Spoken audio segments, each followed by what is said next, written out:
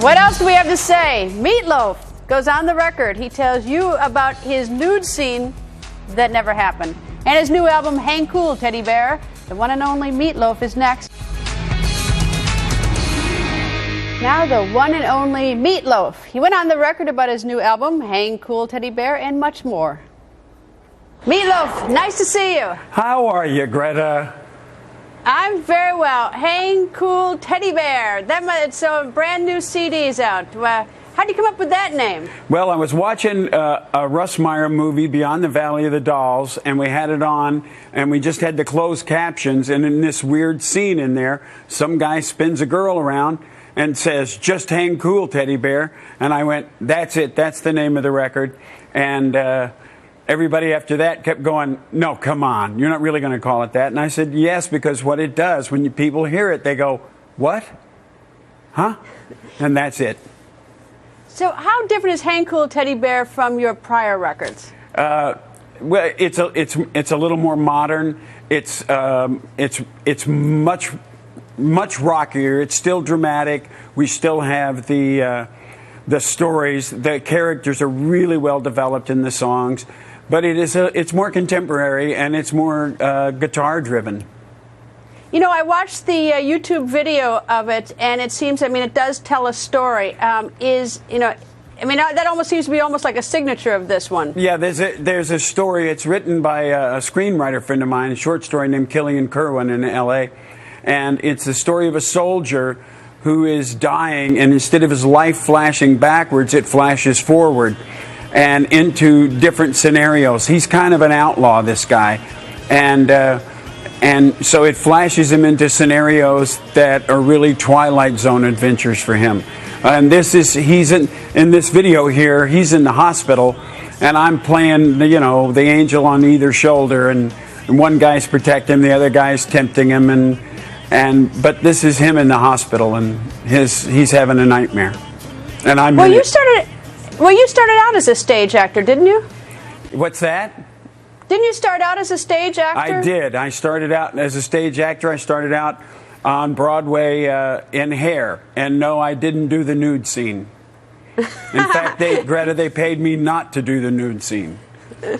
Well, I'll leave that one alone. All right. So, but it's sort of interesting when you look at your career, which has spanned 35 years. You've sold millions and millions and millions of records. You can see sort of the stage actor in certainly in the most recent.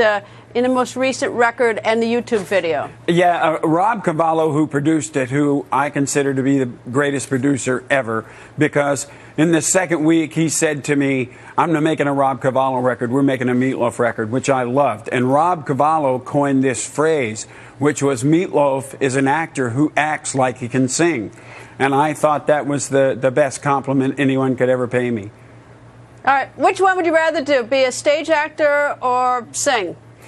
You know what? I'm such an actor when I do the vocals, because everything has to be so character driven that it's kind of and especially this one, because it required so much research, because the character on all the songs is Patrick. He's and he's a 24-year-old soldier. So I was researching 21-year-olds and 24-year-olds and watching them interact, and I think they thought I was crazy, but I was just studying my role. How much has the business changed in 35 years for you? How much what? How much has the business changed? Oh, in the last 3 years, the business has changed dramatically. I'm walking in a sea of confusion at the moment as far as the music business goes. I'm just out in. I feel like I'm in the wilderness without a compass. And it's changed dramatically. And I've heard people say, interviewers say to me, they've interviewed artists, and the artists have said, "Oh, we don't want to do albums, it's too much trouble. Oh, they're too hard to do, and all we want to do is a single and go play and then come back and we do some more." So, and I said, well, let me slap those people, because that's not what it's about. Well, you know, it's sort of interesting because, I mean, it's set, you know, we see you perform or we buy your CDs, but there's so much more to it. There's the business side of it you know, that has changed so dramatically. I mean, when you started out, there weren't even CDs. There were record albums. There was a vinyl. I mean, things have changed so much, and now you have Twitter and Facebook and everything else that artists need to take and sort of think about and sort of their marketing of their product. And yeah, that's how they do it. I mean, we went up on the girl that works with me, my assistant, is young and got all this together, and we went up on Facebook, and it was amazing how in 72 hours we grew like 46,000 people in 72 hours, and I'm like in complete awe of that. I have no idea how. I go, how does this work? And they go, well, they just come on. I go, yeah, but how do they know we're here? I have no idea. It's beyond me. Do you do any of the Twitter yourself? I at least I went on and said that you had a Twitter account, and I assume that's yours. The video Twitters, because it's a chance, because I'm really a closet comedian, and so the video Twitters are give me the availability to try to be funny, and I makes me laugh when I see them. So there you go.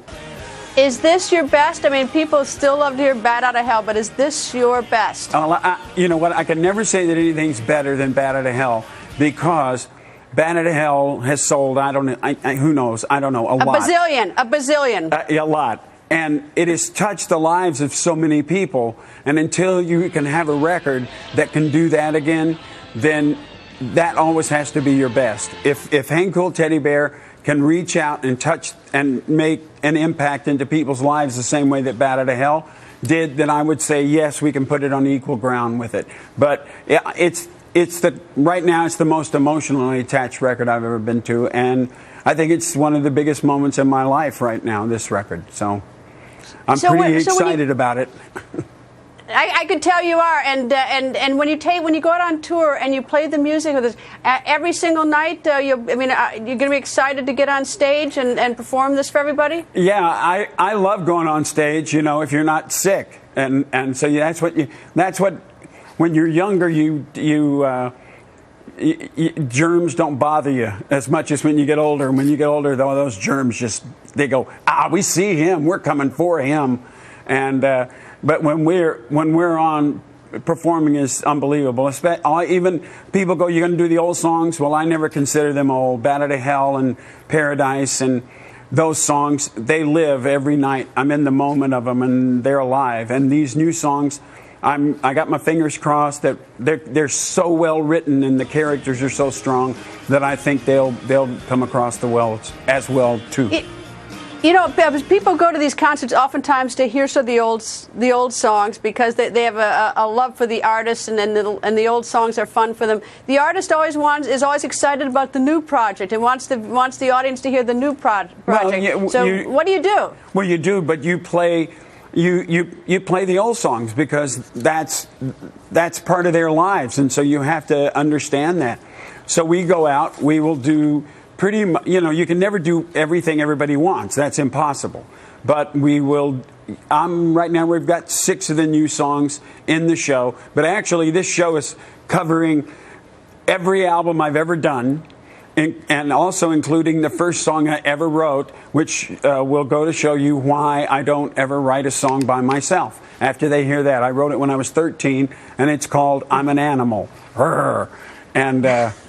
And so now you know why I don't write by myself. All right. Well, it's Hang Cool Teddy Bear is the new CD. And if you want to go to this concert, I take it on your website. You have which city, what date, and how to get tickets, right? Yeah, we do. And Hang Cool Teddy Bear, right at you. All right. Always Greta, nice to see you. It's lovely to see you, Greta. Thanks very much. All right. And come on back when you do your next one. You got it, baby.